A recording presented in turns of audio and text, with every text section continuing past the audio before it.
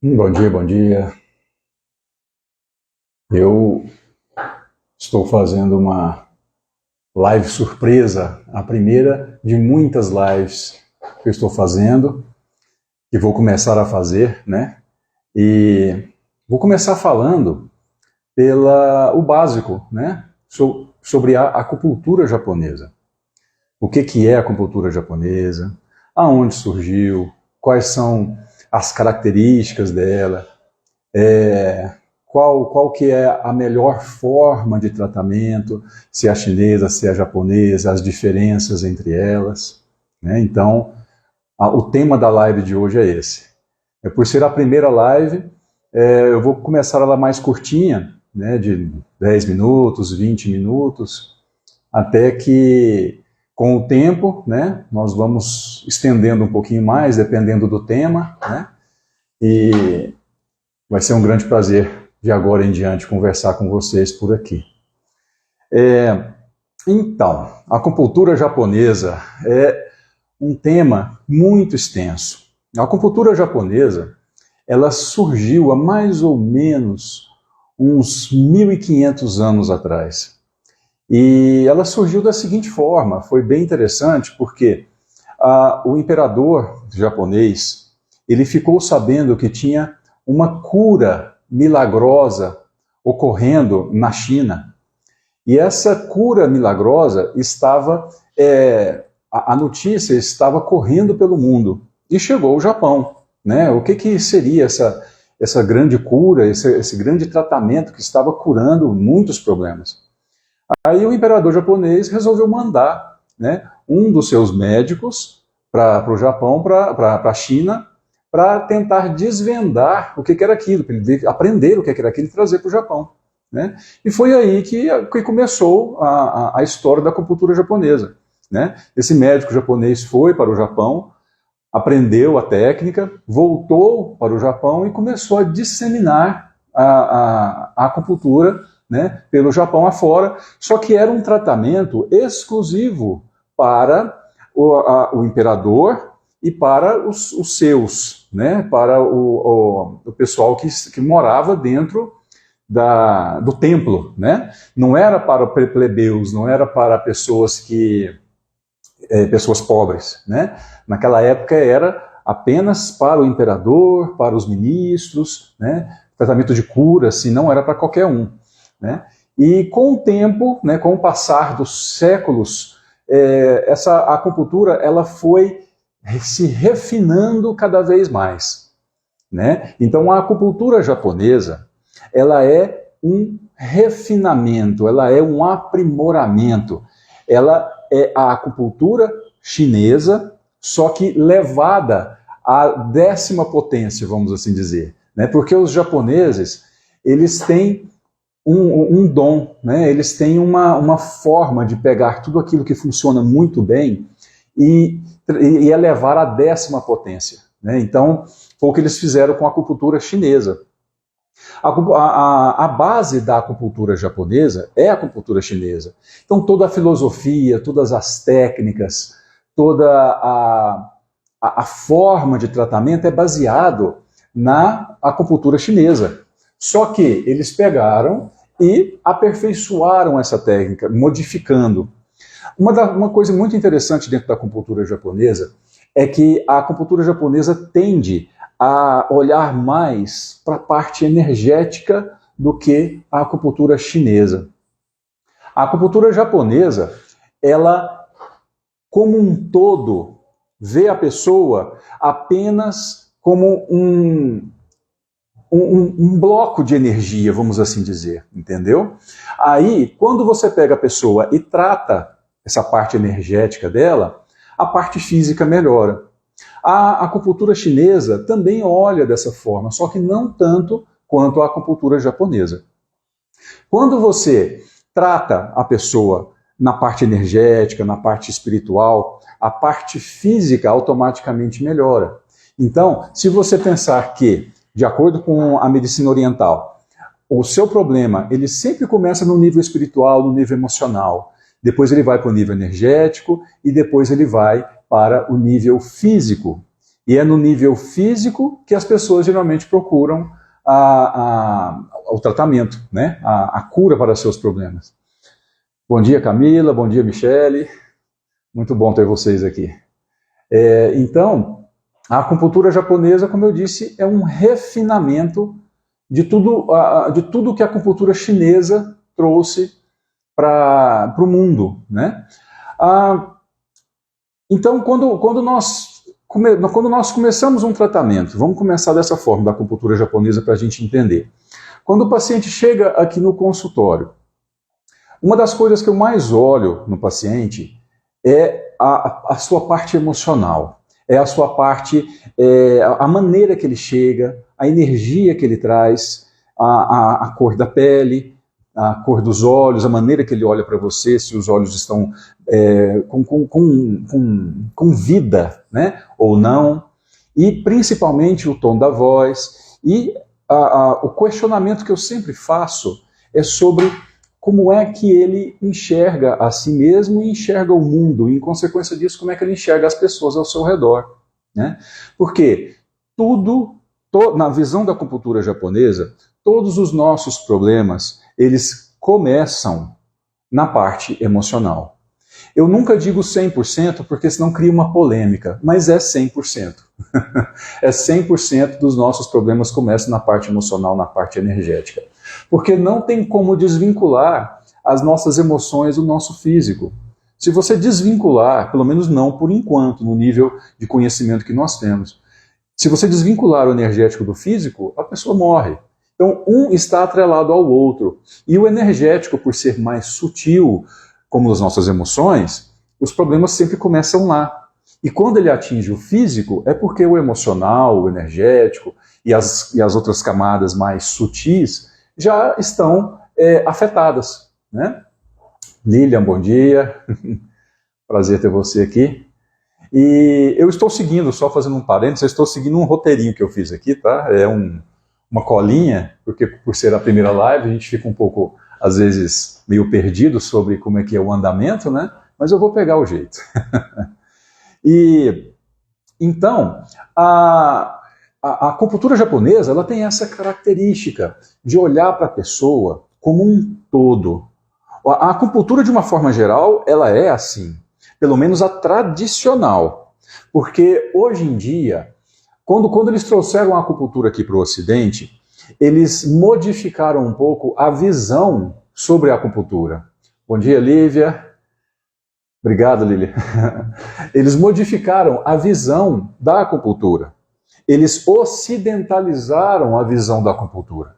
Dessa forma, quando você vai num consultório de acupuntura hoje em dia, o que eles perguntam? O que você tem? Eu tenho uma dor, eu tenho uma lombalgia, eu tenho uma enxaqueca, eu tenho psoríase, eu tenho hipotiroidismo. Para a acupuntura, para a medicina tradicional, tanto chinesa quanto japonesa, isso não quer dizer absolutamente nada. Eu esqueci de perguntar, minha voz, só para vocês responderem, minha voz está boa? Porque eu saber se o microfone está funcionando direitinho. Então, quando você vai num consultório de acupuntura, geralmente eles perguntam sobre... obrigado. Eles perguntam sobre os seus problemas ocidentais, e a pessoa traz isso. O que te dá apenas uma direção, mas não diz muita coisa. Porque na medicina tradicional chinesa ou japonesa não existem esses nomes que tem na medicina ocidental. Eu já disse várias vezes nos stories que na medicina ocidental nós temos catalogados mais de 60 mil tipos de doenças diferentes. E essas doenças, elas são catalogadas, a cada ano aparecem doenças novas. Por quê? Para cada doença nova, lançam um remédio diferente. E tudo gira em torno disso. Por isso que existem mais de 60 tipos mil de doenças diferentes. Só que não são... essas doenças, elas são sintomas. Ou seja, é um catálogo de 60 mil conjuntos de sintomas diferentes. E na acupuntura nós não trabalhamos dessa forma. Na acupuntura, por exemplo, a pessoa chega com enxaqueca. Eu estou com enxaqueca. O médico diz que eu estou com enxaqueca. Tá bom. Para mim, essa palavra enxaqueca não quer dizer nada. Quer dizer, sim, uma dor de cabeça, tudo, mas não me direciona para nada. O que eu vou perguntar para ela é, tá, o que você está sentindo? Não, eu sinto uma dor de cabeça, mais ou menos aqui, eu sinto que os meus olhos doem, às vezes a dor vem para cá e sobe para cima, uma dor migratória, e aí sim, isso me diz alguma coisa.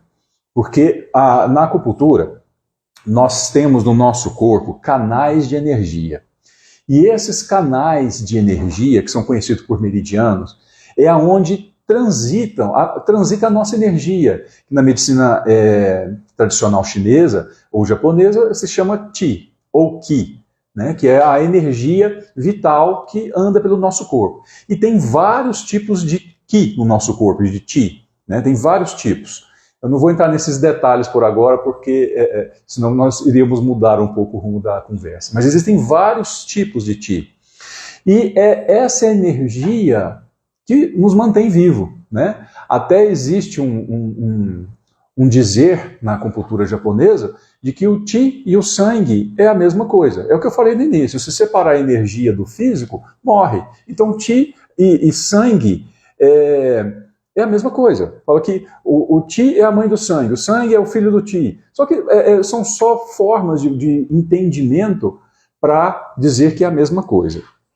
Tanto é que existem algumas teorias dentro da própria acupuntura de que vários canais de energia seguem os mesmos trajetos das nossas veias, dos nossos capilares, né? Teorias tem aos montes, só que a acupuntura ela tem mais de 5.000 anos, a acupuntura chinesa. A acupuntura japonesa é mais ou menos uns 1.500 anos para cá, como eu expliquei no início. Então, até hoje, existem dúvidas a respeito de alguns canais energéticos que nós temos no nosso corpo. Nós temos vários tipos de canais energéticos. Nós temos aqueles canais principais. Bom dia, Maria. Bom dia, Valdeir. Nós temos vários tipos de canais no nosso corpo. Aqueles que a gente vê comumente na internet, nos bonequinhos, quando a gente pega uma imagem da internet, aqueles são apenas os canais principais. Eles são canais extremamente importantes e são os mais utilizados na acupuntura. Mas nós temos vários outros canais que não aparecem por ali, entendeu? E eles são todos interligados. Continuando o raciocínio sobre canais, quando você, por exemplo, pega algumas técnicas de reflexologia, por exemplo, auriculoterapia, por exemplo, nós conseguimos tratar todo o nosso corpo pela orelha, porque tem vários pontos na orelha que representam todo o nosso corpo. Nós conseguimos fazer isso pelas mãos também, pelos pés, que é a reflexologia. Aí, dentro da medicina ocidental, eles falam, através de exames de imagem, se eu apertar esse ponto aqui, acende um lugar no meu cérebro que corresponde, por exemplo, ao fígado. Tá, mas por que isso acontece? Aí aquela explicação básica da medicina ocidental, é porque foi pelo um nervo, e o nervo ativou o cérebro, e essa região do cérebro ligada ao fígado. Só que isso, na acupuntura, isso não acontece. Nós não temos esse tipo de raciocínio dentro da acupuntura. Dentro da acupuntura é tudo baseado em energia. Como eu disse, a acupuntura tradicional. Então, existem sim canais energéticos que ligam esses pontos na orelha, nas mãos, nos pés, no abdômen também, na cabeça, que nós temos tanto a cabeça, a orelha, mãos, pés, abdômen, nós conseguimos tratar o corpo inteiro por essas áreas, com tratamentos reflexos, né? Então existe a crâniopuntura, existe a auriculoterapia, existe pelas mãos, a acupuntura coreana usa muito as mãos, nós temos a acupuntura coreana também, além da chinesa, né? Só que a base é a chinesa. A coreana veio depois, tal qual da acupuntura, que eles foram lá aprender e trouxeram para a Coreia. E modificaram a sua forma. Então nós temos canais de energia que ligam esses pontos reflexos do nosso corpo até os seus respectivos órgãos. Então, dentro da acupuntura, nós temos essa visão energética, essa visão de que a pessoa ela é um bloco de energia, entendeu? Que movimenta tudo. Aí você trata essa energia, então automaticamente você trata o seu corpo físico.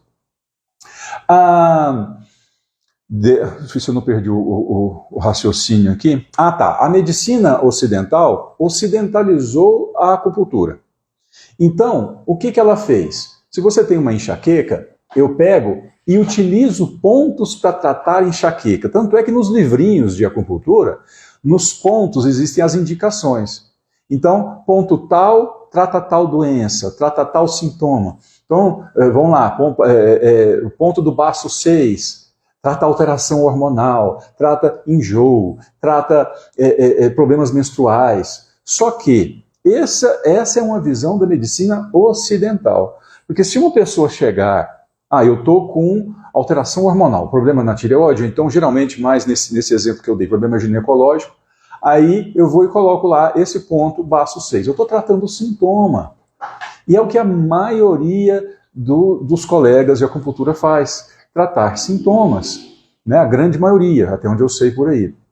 Né? É claro que existem vários colegas que tratam da forma tradicional. Né? Então, se você tratar sintomas, você ocidentalizou a acupuntura. Você está tendo um raciocínio diagnóstico, de você ver a pessoa ocidental, ou seja, você tem psoríase. Psoríase, eu sei que um ponto bom para psoríase é ponto tal, e esse outro ponto também é bom para problemas de pele, esse outro ponto também é bom. Eu estou tendo um raciocínio totalmente errado a respeito da acupuntura. Não é assim. Eu estou tendo um raciocínio da doença ocidental com o tratamento oriental. Então, não casa. Eu tenho que ter o raciocínio oriental para o tratamento oriental. Então, dessa forma, eu não estou tratando causa, eu estou tratando sintomas.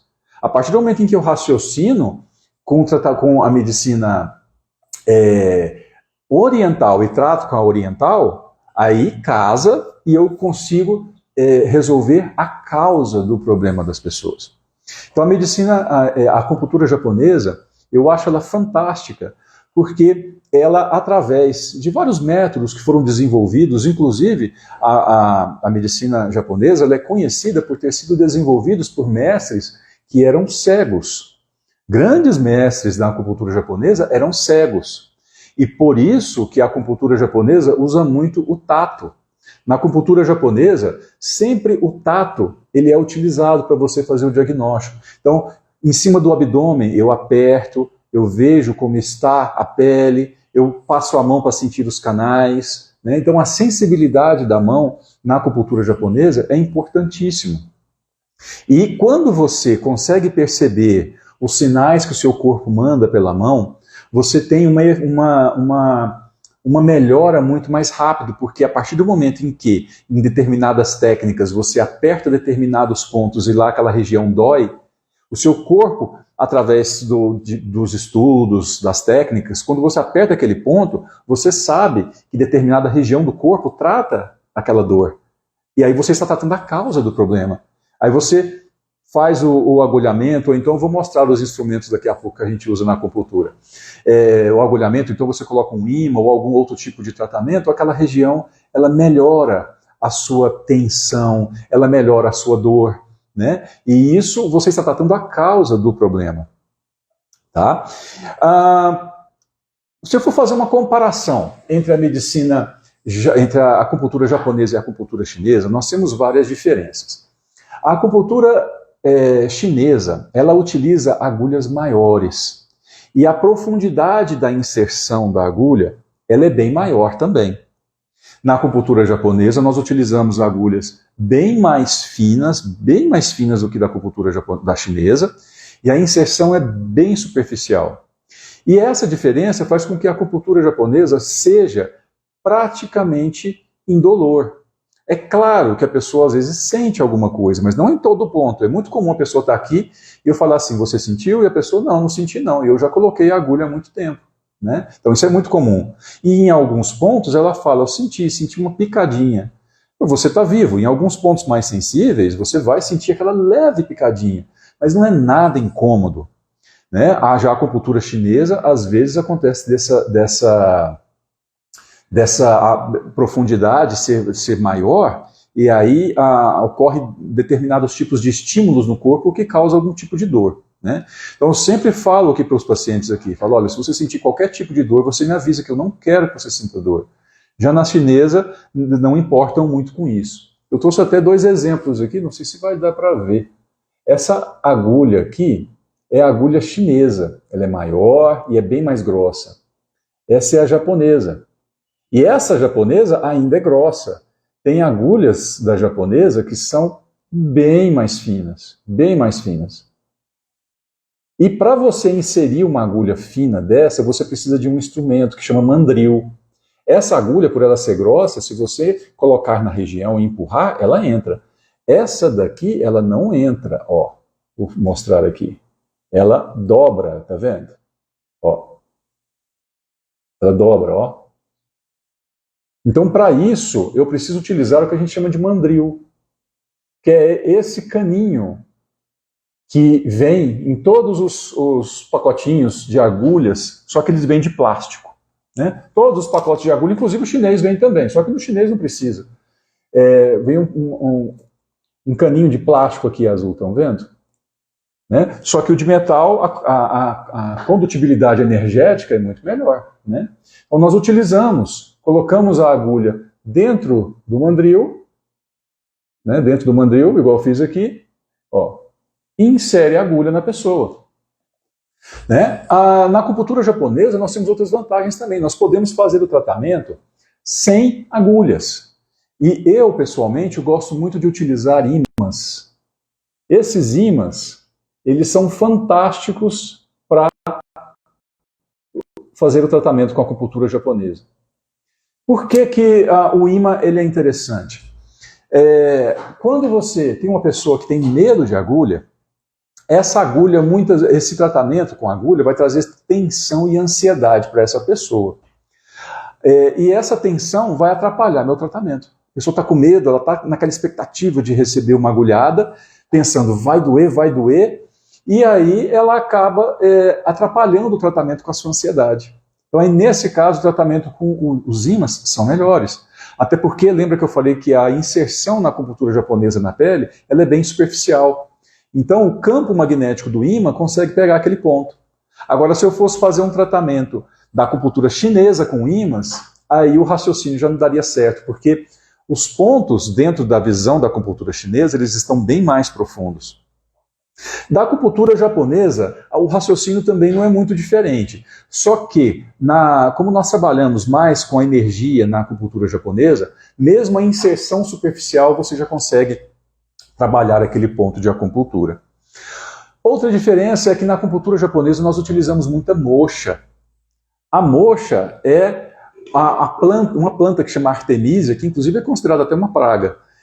Você pega aquela planta, desidrata, você moe ela e retira uma lã. Quanto mais pura, quanto mais refinada essa lã, melhor a moxa. Né? Então existem campeonatos no Japão da melhor moxa do mundo. Né? E inclusive uma brasileira aqui de São Paulo, que inclusive eu compro moxa dela, ela ficou quase em primeiro lugar no Japão, com a melhor moxa do Brasil, do mundo. Então a moxa, ela é essa lãzinha aqui, ó. Essa aqui é uma moxa de baixa qualidade. Por que ela é de baixa qualidade? Porque ela não foi totalmente purificada. Mas tem um motivo para isso. Porque entre uma moxa que não foi muito purificada e uma moxa que foi mais purificada, tem diferentes tipos de calor que elas emitem. Diferentes tipos de frequência energética que elas emitem. E dependendo do tratamento, uma é mais eficiente que a outra. E essa aqui é a dourada, essa aqui é muito pura. Essa é da que eu te falei, da mulher lá de São Paulo.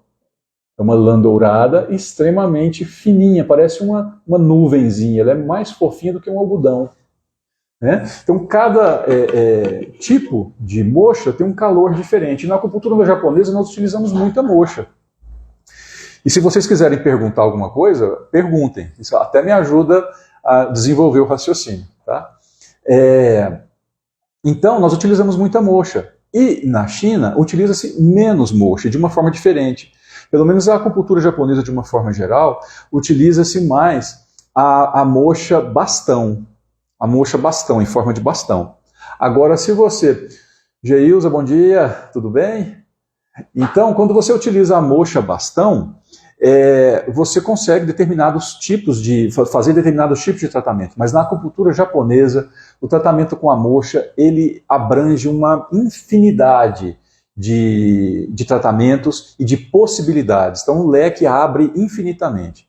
Existe também dentro da acupuntura japonesa o tratamento sem inserção. Eu uso muito os ímãs, mas existem o que a gente chama de Essa aqui é a agulha sem inserção, me fugiu o nome aqui agora. É uma agulha em que você não insere na pele da pessoa. Você apenas toca na pele da pessoa aonde você quer tratar, em cima de algum ponto de acupuntura. Você toca e faz os estímulos, né, necessários para que aquela região desbloqueie, para que aquela região fique... o excesso de energia saia, ou então que ela, se ela estiver fraquinha, para que ela fique mais forte, né? Então, na acupuntura japonesa, nós temos uma infinidade de possibilidades de tratamento. Eu, pessoalmente, dentro da acupuntura japonesa, ela é conhecida no mundo por ser uma acupuntura que a grande maioria das técnicas não utilizam inserção de agulhas.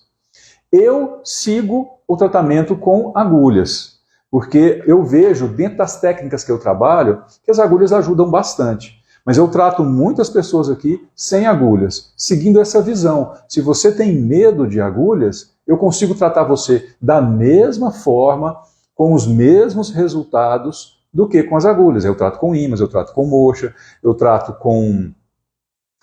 Eu vou lembrar do nome, me fugiu aqui agora.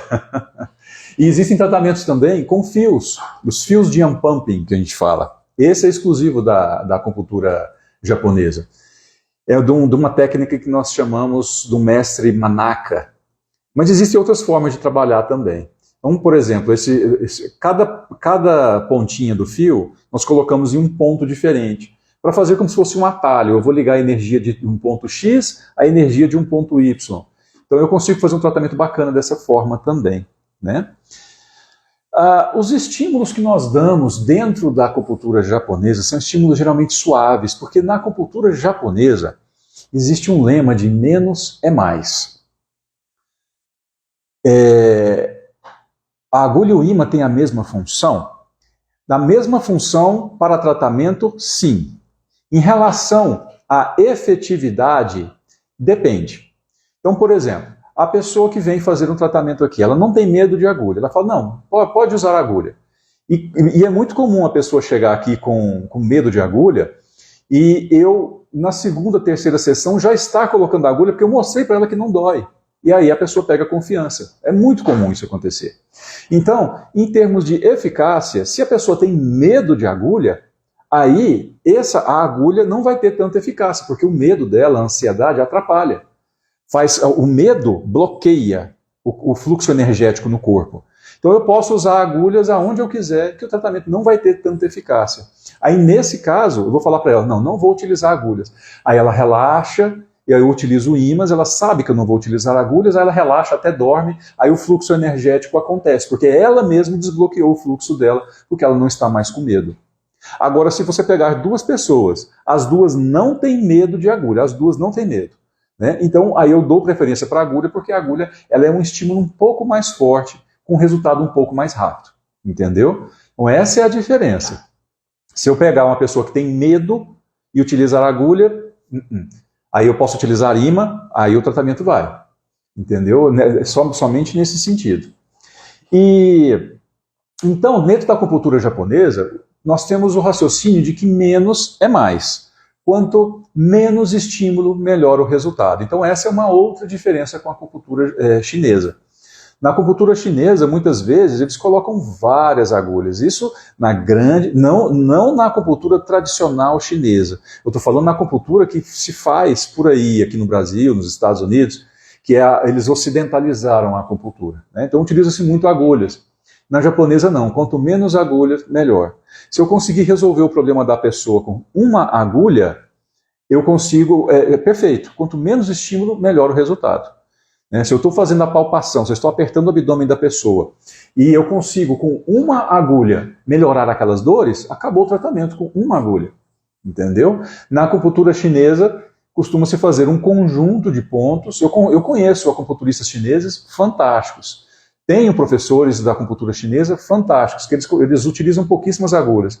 E eu conheço colegas também, que a pessoa chega, está no consultório parecendo um porco-espinho, de tanto agulha. Né? Aí a mesma coisa daquela brincadeira que a gente fala, é dar tiro para todo lado para ver se acerta alguma coisa. Só que isso muitas vezes não dá certo. Estímulo demais, você acaba dispersando, nós temos uma energia circulando no nosso corpo. Se você colocar ponto demais, você dispersa essa energia da onde ela tinha que ficar. Aí a pessoa passa mal, a pessoa piora, ela pode melhorar ali 1 hora, um dia, depois piora de novo e volta, entendeu? A pressão cai, né? Dá taquicardia, dá uma série de sintomas diferentes, né? Então, quanto menos estímulo, melhor o resultado. Eu estou seguindo a minha colinha aqui. A forma de diagnosticar é um pouco diferente da acupuntura chinesa para a japonesa. A acupuntura chinesa, ela utiliza muito o relato da pessoa, o que a pessoa está falando, o que o terapeuta está vendo ali na pessoa, fisicamente, o que ela está falando. Utiliza-se muito o pulso da pessoa, que nós conseguimos ver como é que está a qualidade do funcionamento do corpo da pessoa pelo pulso, né, dos órgãos e dos canais energéticos, e também olha-se pela língua. E o relato da pessoa, como eu disse, esse é o da chinesa. Da japonesa é tudo isso também. Nós utilizamos na japonesa a língua também, só que menos. Mas utilizamos a língua, utilizamos o pulso também, só que menos do que na chinesa. A questão do pulso é um pouco diferente na japonesa, porque é o seguinte, na chinesa existem vários tipos de pulsos diferentes, de formas de você ver o pulso diferente, da forma que o pulso mostra para você o problema. Existem vários tipos diferentes, isso gera muita confusão. Se você pegar 4 mestres diferentes e todos os 4 sabem ler o pulso, a probabilidade de cada um te dar um diagnóstico diferente é grande.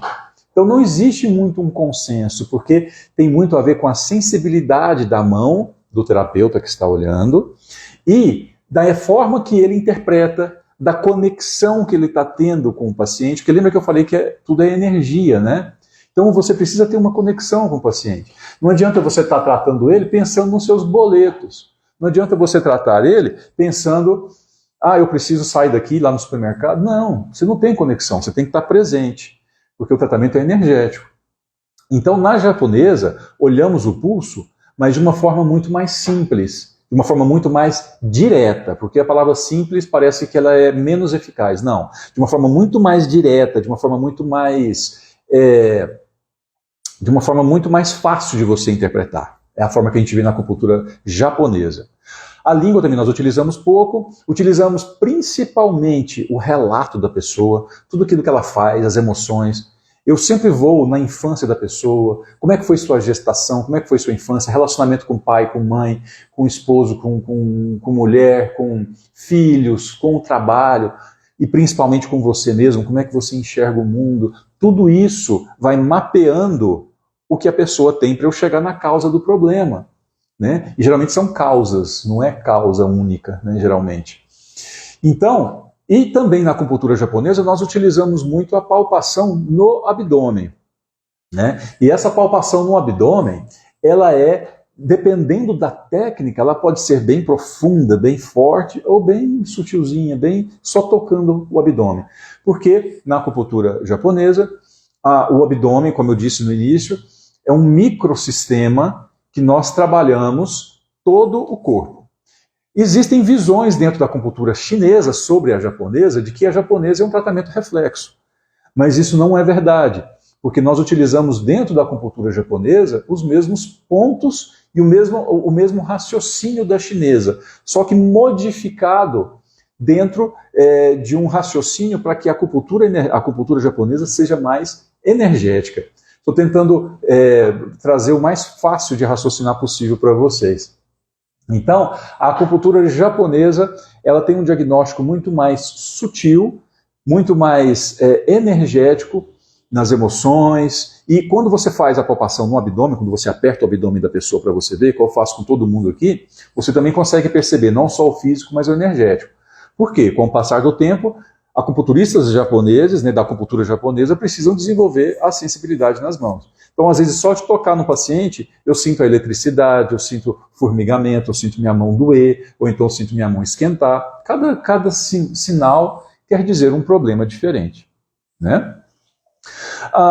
Dentro disso, se nós formos pensar em resultados para tratamento, eu vejo como a acupuntura japonesa tem melhores resultados dentro de problemas emocionais mais do que da chinesa. Porque a visão de que você está tratando o energético muito mais do que o físico na acupuntura japonesa é muito maior. Né? Então, os resultados que eu tenho aqui para tratamento de ansiedade, para tratamento de depressão, para diversos tipos de problemas emocionais, os resultados são muito bons. Agora, se a pessoa chega, eu estou com dor na lombar, isso é um problema físico? Depende, a não ser que a pessoa tenha levado uma pancada na lombar, aí a gente pode considerar como um problema físico. Ah, mas se eu tiver uma hérnia de disco, um bico de papagaio, não, ainda assim não é problema físico. Porque a questão é o que levou àquele problema. Fisicamente, o que leva muito a hérnia de disco, problemas na lombar, é desidratação. É a pessoa que realmente está bebendo pouca água. E se você estiver bebendo muita água no decorrer da sua vida, nós temos uma questão aqui no Brasil, que a água aqui no Brasil, ela é pobre em nutrientes, ela é pobre em sais minerais, tanto quanto o nosso solo. Então, muitas vezes você está bebendo muita água e não está se hidratando de forma adequada do mesmo jeito, pensando que está. Então, é onde há a necessidade de colocar um pouquinho de sal integral na água, porque aí esses minerais vão fazer o papel de pegar na mão da molécula de água e colocar lá dentro das células, entendeu? E eu tenho post aqui no Instagram que fala sobre água com sal, sobre isso, para não ter dúvida, né? Então, a questão da acupuntura, da acupuntura japonesa, dentro do tratamento emocional, ele é muito mais eficaz do que dentro da acupuntura chinesa. E, em consequência disso, o físico melhora, porque, como eu falei no início, se você tratar o energético, o físico melhora. Né? Melhorando as emoções, se você liberando as emoções, né, no seu corpo, o físico melhora. E como é que você libera essa questão emocional do corpo?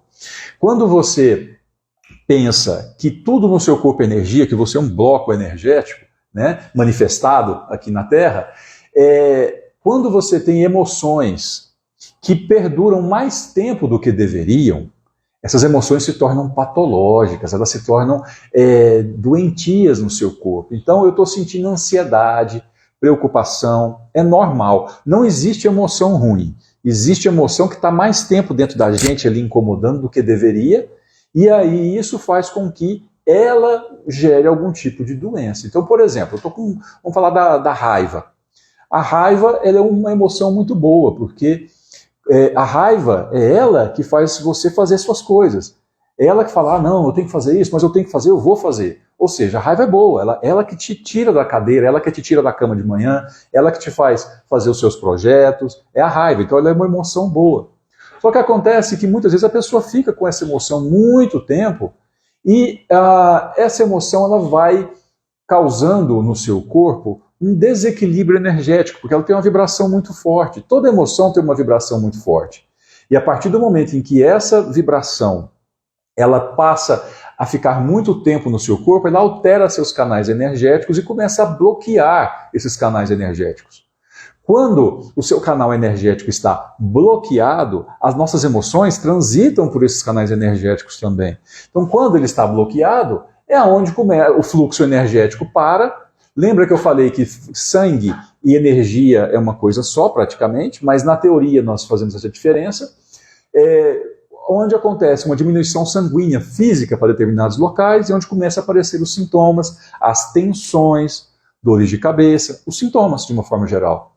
Por um bloqueio que foi criado no seu corpo, por uma preocupação que durou muito tempo, uma ansiedade que durou muito tempo. Quantas pessoas que não têm medo a vida inteira, desde criança tem medo.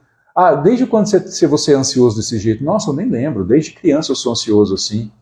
Aí geralmente isso tem a ver com mãe, com pai, aí já vai para outra história. Mas pensa numa pessoa que é ansioso desde criança até hoje, o tanto de bloqueio que essa pessoa tem. Aí entra na questão do famoso em quanto tempo eu vou estar bom. Né? Você vai melhorar, a sua melhora vai depender muito de quanto tempo que você tem o seu problema. Se você tem o seu problema desde criança, não espere melhorar em pouco tempo. Né? Não tem como isso, é um tratamento. Um tratamento exige um passo a passo. Não existe milagre. Esse raciocínio imediatista é o raciocínio ocidental, que não existe lá no Oriente, não existe lá no Japão. Lá eles sabem que é um passo a passo, a cura acontece de forma gradativa e lenta. Aqui não, aqui o pessoal quer tudo de forma imediata, né? Mas assim, graças a Deus, pelo menos os pacientes que eu tenho, eles já estão tendo esse raciocínio de que é um passo a passo, é gradativo, né? Coisas mais recentes, melhora mais recente, melhora mais rápido. Problemas mais antigos, problemas crônicos, demoram para ser resolvidos, demoram para ter resultado, mas tem resultado. Eu tenho pacientes aqui comigo que estiveram doentes durante anos e anos, porque tinham uma vida desregrada desde a adolescência, e com, sei lá, 6 meses, 8 meses, porque são vários pacientes, 6 meses, 8 meses de tratamento, eles já são outras pessoas, entendeu? Já estão bem melhores, sabe? E o principal, mudança de hábito de vida, né? Esse é o principal. Não adianta só vir aqui, eu tratar a pessoa embora e continuar fazendo as mesmas coisas que geraram o problema dela. Tem que ter uma mudança de hábito de vida e tudo mais, né? Então, eu perdi o raciocínio aqui, da onde eu estava antes disso. Então, quando nós trabalhamos com a acupuntura, vendo essa parte energética da pessoa como um todo, nós conseguimos tratar a parte física de uma forma muito efetiva, né?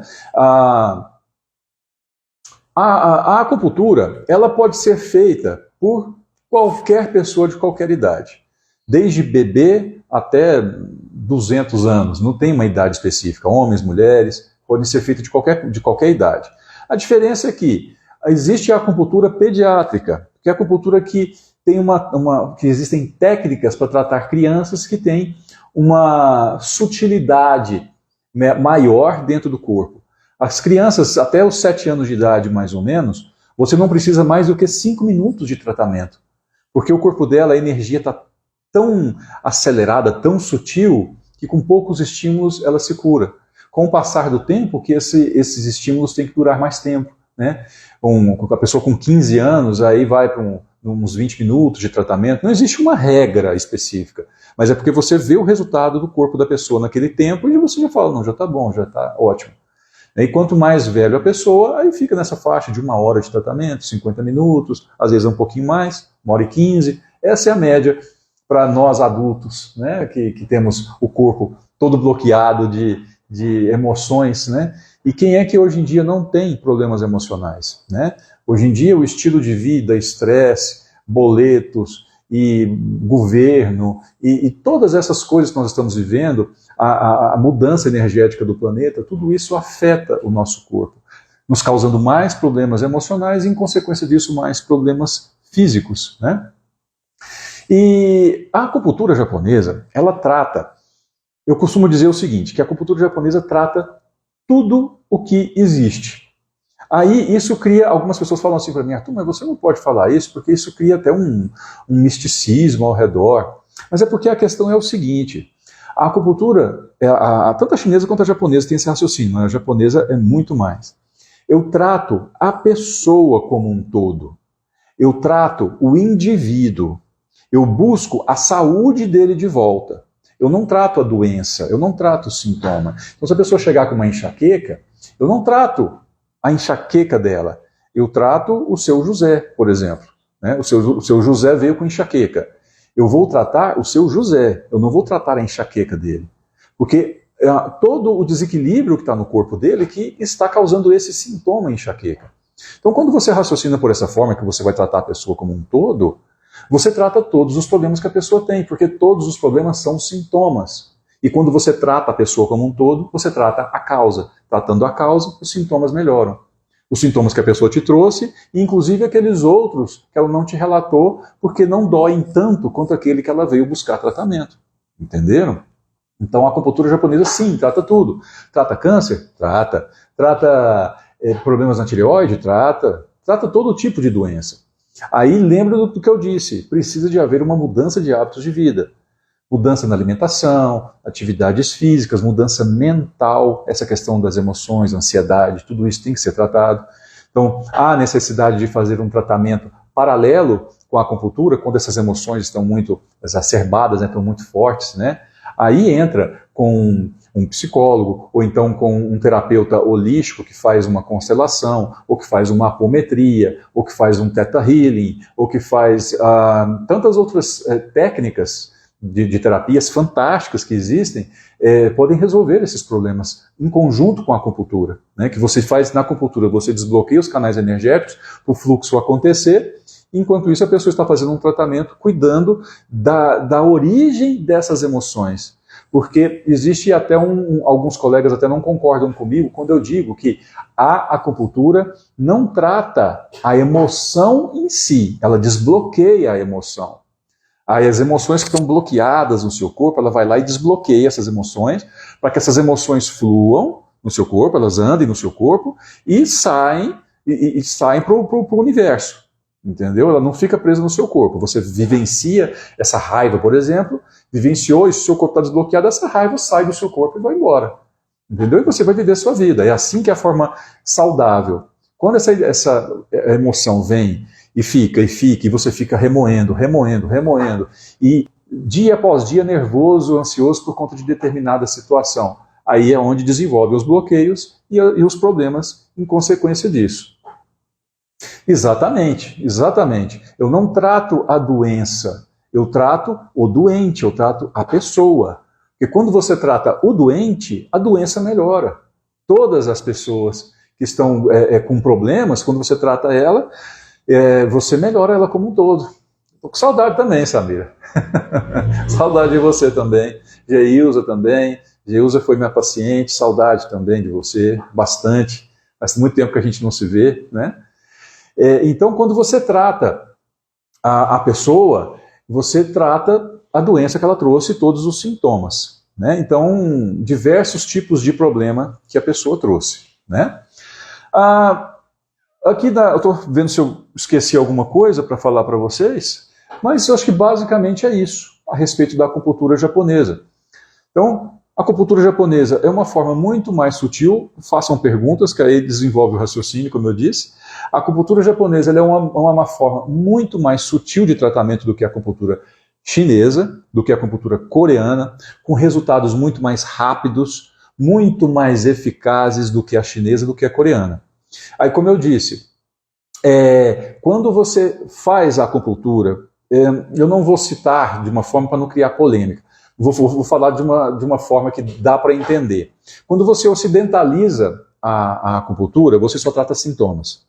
Você não trata a causa. Então você vira um paciente eterno daquele profissional. Então existem pessoas famosas no Brasil, famosas na minha cidade, que fazem tratamento de acupuntura sintomático. Eu chego lá, tô com dor no ombro. Aí, tá com dor no ombro? Tá. Aí a conversa é muito rápida, muito superficial. Isso eu sei porque já me falaram. Aí, tá, vai e coloca agulhas no ombro e deixa a pessoa lá. Aí, passado um tempo, outra pessoa vem e tira essas agulhas. Não pode acontecer isso. A acupuntura ela é energética. Quem colocou as agulhas é a mesma pessoa que tem que tirar, tem que ser a mesma frequência, a mesma energia. Porque senão você bloqueia a pessoa de novo. Entendeu? Não pode ser outras mãos que tiram as agulhas, tem que ser as mesmas mãos que colocaram, né? E quando você, dor no ombro, agulha no ombro, ou então agulha próxima, você está tratando sintoma. E a pessoa sempre vai estar com dor, né? Na acupuntura japonesa, não. Se você faz o tratamento e você, da forma de diagnóstico que nós fazemos, e você trata a pessoa, eu geralmente sempre trato à distância. É comum a pessoa estar aqui com uma dor, por exemplo, no ombro, e eu estar colocando agulha ou ímã no pé dela. E aí eu já falo, porque eu sei que a pessoa pensa assim, isso é comum. A pessoa pensa, mas meu problema é no ombro, por que ele está mexendo no meu pé, pelo amor de Deus? Aí o que acontece? Eu falo para ela, o seu problema no ombro tem ligação com o pé, porque por conta dos canais de energia, esse canal está ligado com esse outro canal aqui da perna, e nós trabalhamos à distância, eu estou trabalhando a causa do seu problema. Se eu ficar cuidando só no seu ombro, eu estou tratando só o sintoma e não a causa. Eu explico para a pessoa, ela entende. Mas isso é muito comum na acupuntura japonesa, no tratamento ser à distância. Na acupuntura chinesa tradicional também, mas como eu falei, como eles trouxeram a acupuntura aqui para o Brasil, ocidentalizaram a acupuntura e aí perderam a essência. Né? Aí eles falam assim, depois que comecei a fazer o tratamento contigo, em um mês melhorou e as cólicas da menstruação e a TPM. Aí eu que agradeço, porque isso depoimentos assim fazem com que eu perceba que eu estou no caminho certo, né? Isso é muito bom.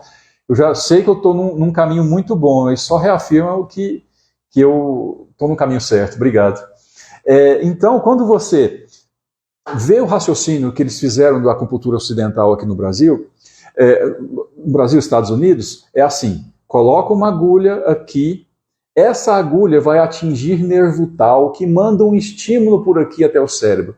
Esse estímulo ativa uma glândula, e essa glândula libera um hormônio que causa uma perda, uma sensibilidade, uma analgesia, né, que fala, para tirar a dor, de determinada região que é o problema. Esse raciocínio é totalmente errado. Não existe isso, sabe? Esse é um raciocínio ocidental, porque aqui no Ocidente a gente não aprendeu sobre energia, a gente não aprendeu sobre... Interessante, fazendo um parênteses, interessante a gente não acreditar em energia, mas a gente acredita em Wi-Fi, né? A gente acredita em eletricidade, né? Só porque conseguiram canalizar de alguma forma, aí passa a acreditar, mas na acupuntura não. Na acupuntura não, no nosso corpo não tem essas energias. Porque se você pensa que eu coloco uma agulha aqui e atinge um nervo, eu estou pensando em corpo físico, em sintoma. Não é assim que funciona. Quando você coloca a agulha ou então um ímã em determinado ponto, você faz um desbloqueio energético daquela região, daquele canal. Lembrando que pontos de acupuntura são pontos energéticos, são vórtices de energia. São pontos em que o seu corpo se liga energeticamente com o universo. Esse é o raciocínio da acupuntura. Então, se nós conseguíssemos ver os pontos de acupuntura, nós iríamos ver energia saindo de todos esses pontos. E como nós temos pontos de acupuntura no corpo inteiro, nós seríamos, o que eu falei no início, uma bola de energia. O que nós somos de verdade, só que nós não conseguimos enxergar dessa forma. Então, quando você coloca uma agulha em determinado ponto, você desbloqueia aquele fluxo energético, é como se você abrisse uma torneira que está fechada, e aí a energia volta a circular por aquela região.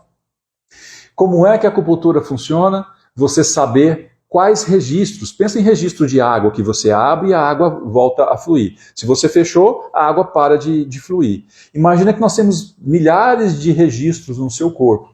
A acupuntura faz abrir os registros certos para direcionar a água, né, a energia, para onde a gente quer, que é a causa do problema, e a pessoa melhora.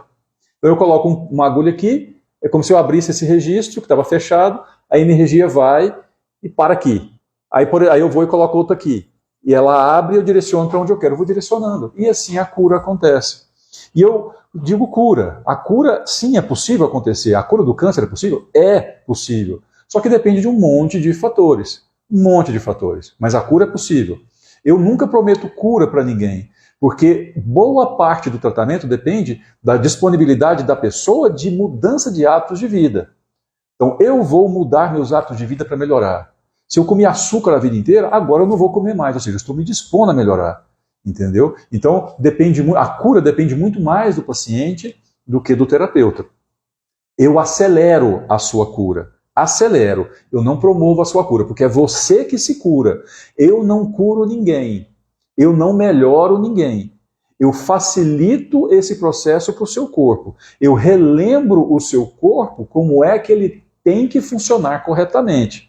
Eu relembro o seu corpo como é que essa energia tem que circular de uma forma correta para que ele volte a funcionar corretamente. Agora, se você continuar enchendo a cara de pão, enchendo a cara de açúcar, de refrigerante, com o tempo, esse trabalho que eu fiz se perde e você volta a adoecer de novo.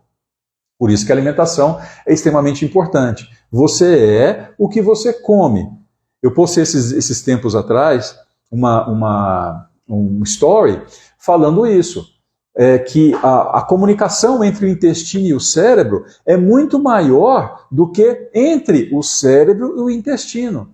Dessa forma, o que você come manda muito mais no que você pensa do que o contrário. Então, se você come só porcaria, você é exatamente isso. É pizza, batata frita, sanduíche. Você atrapalha a sua forma de pensar. Se você só come comida ultraprocessada, comida ruim, comida não tem nutrientes, o seu raciocínio, a sua forma de pensar vai ser prejudicada. E não é que você não pode comer mais, você pode comer, mas tem que ser de vez em quando, é o que eu falo pro pessoal aqui. Não é de vez em sempre, é de vez em quando. Vai comer um sanduíche, vai comer uma pizza, vai comer uma batata frita, mas que seja de vez em quando, não pode ser todo dia. Até mesmo um refrigerante.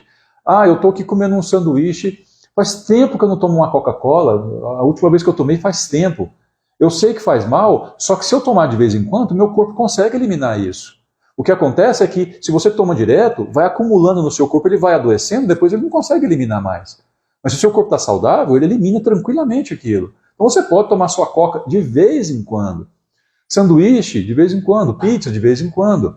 Quando eu digo pizza e sanduíche, eu estou falando mais do pão mesmo, farinha de trigo, que tem muito glúten. Nós temos o nosso trigo do Brasil tem 50 vezes mais glúten do que o europeu. Por que quase você não vê italiano gordo e eles comem macarrão todo dia? Porque lá o trigo tem muito mais qualidade do que o nosso. Então, não é simplesmente você analisar o tipo de comida, você tem que analisar o que está dentro dela, né? Então, pessoal, é isso. A acupuntura japonesa é fantástica para diversos tipos de tratamento. Em relação à chinesa, ela é muito mais sutil, efeitos mais rápidos, muito mais energética. Uma coisa que eu percebo, eu sei a acupuntura chinesa, eu comecei com a chinesa e eu trabalho hoje com a japonesa. E eu posso dizer para vocês que a japonesa tem resultados mais rápidos, ela é mais sutil, ela é mais agradável. 90% das pessoas que vêm aqui, elas dormem durante o tratamento, até roncam aqui durante o tratamento. E eu agulhando. Então é normal, né? De vez em quando, isso depende. A pergunta é, de vez em quando seria o quê? Uma vez por mês? Eu diria para você o seguinte, isso depende do que você come durante a sua semana, por exemplo. Se você passa a semana inteira saudável, e quando eu digo saudável, é legumes, verduras, pouca fruta, carne e água. Né? Como diz um doutor lá de São Paulo, Baracá, ele postou esses tempos atrás, achei muito interessante. O que é o ideal para você ter saúde? Comer plantas e bichos. Nada embalado. Você tem nada embalado em plástico, supermercado, né? É descascar mais e desembalar menos. Então, se durante a semana você se alimentar de uma forma saudável, você pode, no final de semana, comer um sanduíche, no final de semana comer uma pizza, no final de semana tomar um refrigerante, mas não é 2 litros de refrigerante, é um copo médio, para matar à vontade, porque o refrigerante faz muito mal. Em comparação à pizza, sanduíche, batata frita, o refrigerante é um veneno, né? Mas pode, porque o seu corpo elimina aquilo, não pode tomar muito. Então eu diria uma vez por semana, se você tem uma alimentação saudável, entendeu? E eu não estou dizendo dia do lixo, igual o pessoal faz. Dia do lixo é, hoje eu vou, já que a semana inteira eu comi bem, hoje eu vou comer à vontade durante o dia, tudo, doces e tal. Não é assim. É você, por exemplo, à noite, um sábado à noite, vou comer um sanduíche, vou comer uma batata frita, é assim, tá? E se você conseguir tirar isso do seu hábito, fica melhor ainda. Né? Se você diminuir o máximo possível, melhor ainda. Mais saudável você vai ficar, menos problemas você vai ter. A recomendação que eu dou para todo mundo que vem aqui no consultório é, quer ter uma vida saudável, retire açúcar, carboidratos refinados da sua vida. Carboidratos refinados entra tudo que tem em padaria e comida italiana aqui no Brasil, massas, essas coisas. Tá? Aí vocês colocam no Google carboidratos refinados e lá vai te falar a lista, né?